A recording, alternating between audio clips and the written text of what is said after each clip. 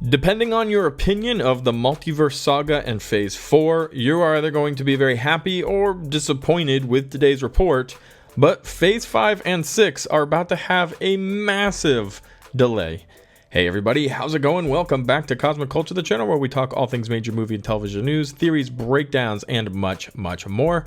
I'm your host Chris, and we have from an insider over at the Comic Circus a big announcement that we will, in fact, be seeing pretty much the remainder of Phase 5 and ultimately Phase 6 pushed back, big delays coming, and all of this has to do with a lot of the feedback from Marvel Phase 4.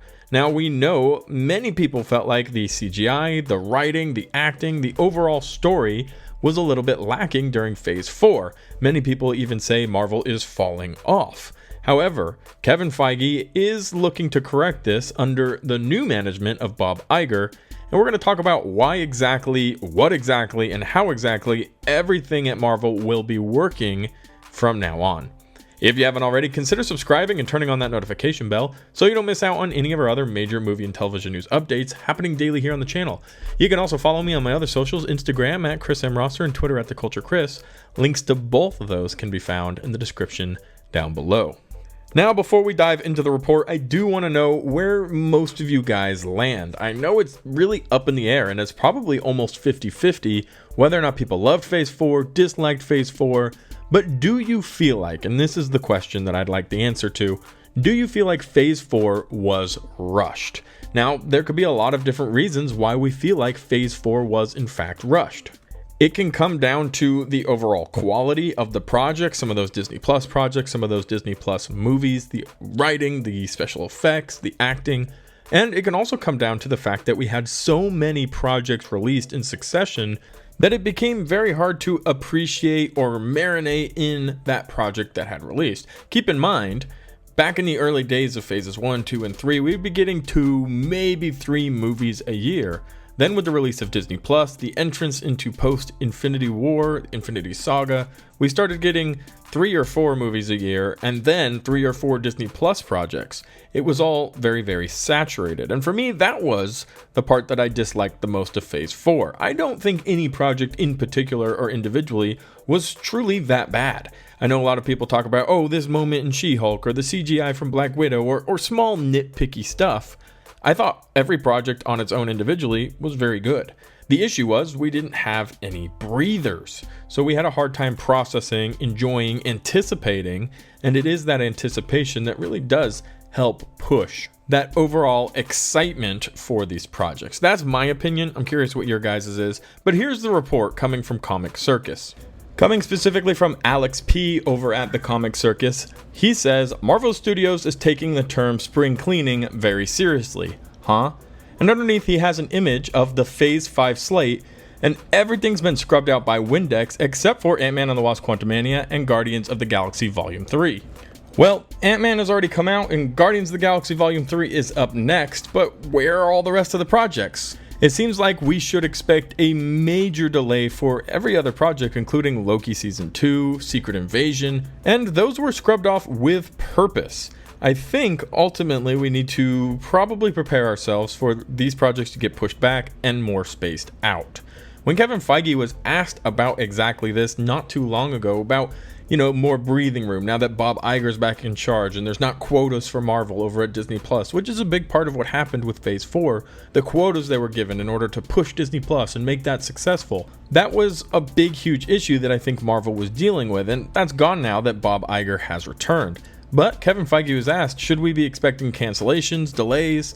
And he responded a little bit of both, I suppose. So some projects might be getting the axe, and some projects are going to be spread out. And it's not just going to be delays, it's going to be spreading out the overall amount of projects we're getting to maybe 2 Disney Plus projects a year and 2 or 3 movies instead of 4 movies and 4 Disney Plus projects, or even more if you start adding in special presentations.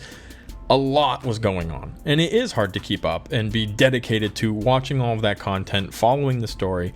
And then when you're diving into the idea of a multiverse and variants, you need to follow the story, you want to follow the story, but it's easy to skip out on projects when they're coming so rapid fire at you. I don't necessarily think we need less projects, We need less projects so quickly, if that makes sense. I don't want them really to cancel any of the projects that they've announced. I would much rather get them all, but spread out that release date. Push the projects, 2 Disney Plus projects a year, 1 early spring, 1 closer to the end of the year, 2 or maybe 3 movies depending on what movies are coming out, and maybe a special presentation somewhere in there as well that doesn't have as much weight, kind of like what we saw with the Guardians of the Galaxy holiday special, where there is important information in there, but the majority of the idea is to put out new content for those characters and entertain, which I really did enjoy that idea.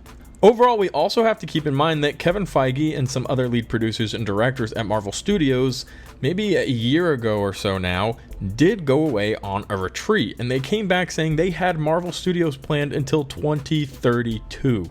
10 years in advance, and that was planned during the time when they were still rapid fire producing projects, like the movies for a year, Disney Plus shows for a year, special presentations within that time frame as well. So now that we're going to be stretching this out, Marvel has a lot of projects up ahead and some good longevity for us to expect that excitement, that anticipation.